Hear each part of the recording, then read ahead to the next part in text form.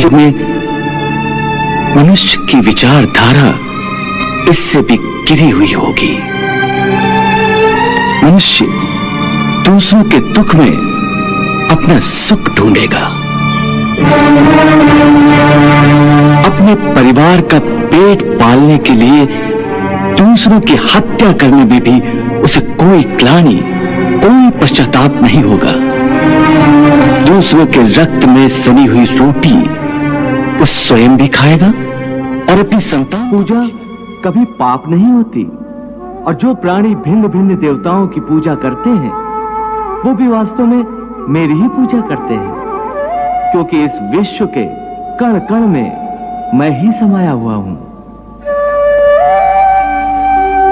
ज्ञानी जन अपने ज्ञान चक्षुओं से मुझे हर जगह, हर प्राणी के अंदर देख सकते हैं।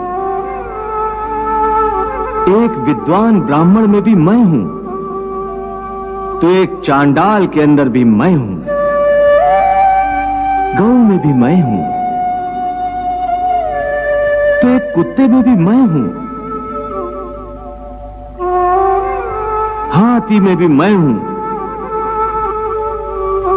तो चूंटी में भी मैं हूं। अपने भक्त को मैं कभी बेसहारा नहीं छोड़ता, परंतु मनुष्य मेरी ओर देखे सहायता के लिए, मेरी ओर बढ़े तो मैं उसकी सहायता करूं ना, परंतु वो मेरी ओर बढ़ने के बजाय अपने अहंकार में डूबा रहता है, अपने बाहुबल के घमंड में पड़ा रहता है। वो तो इस भ्रम में पड़ा रहता है कि संसार में उससे बढ़कर कोई नहीं है। वो तो केवल अपनी बुद्धि और अपने बल पर ही भरोसा करता है।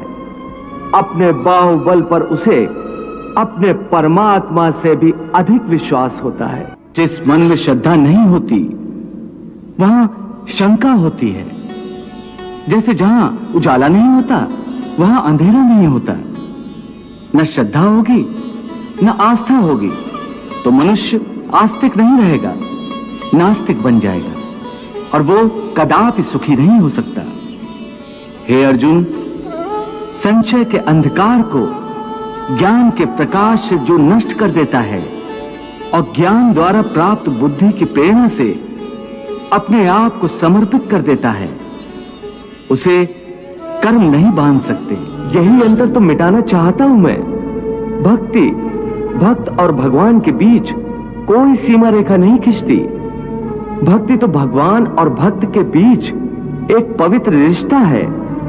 जैसे प्रेम किसी प्रेमिका और उसके प्रेमी को एक बंधन में बांधकर एक कर देता है, उसी प्रकार भक्त के द्वारा भक्त अपने भगवान में तथा भगवान अपने भक्त में समा जाते हैं। दोनों एक रूप हो जाते हैं। अर्जुन, तुम ठीक कह रहे हो।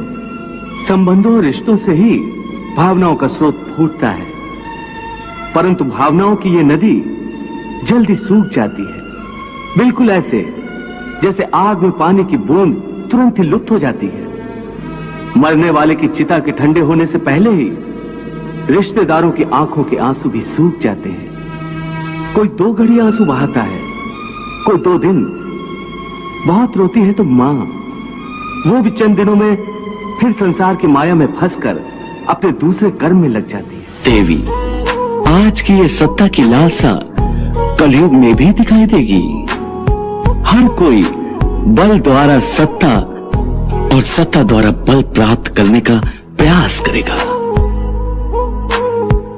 हर कोई अस्त्र शस्त्र संपन्न होने का प्रयास करेगा। सत्ता की होड़ लगेगी और शुरू होगी प्राण घातक सत्ता स्पर्धा, जिसके कारण होगा महाभयंकर युद्ध, और युद्ध का परिणाम होगा महाभयंकर विनाश। मैं मनुष्य से एक श्रद्धा के अतिरिक्त कुछ नहीं चाहता, कुछ नहीं मांगता। वो मेरे प्रति बड़े बड़े चढ़ावे न चढ़ाए।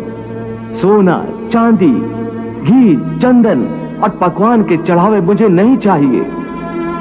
श्रद्धा और भक्ति भाव से एक फल, एक फूल, फूल की एक पत्ती, जल का एक कतरा या चावल का आधा दाना ही सही मैं उसको भी भक्त की श्रद्धा से कहीं अधिक श्रद्धा से स्वीकार कर लेता हूं।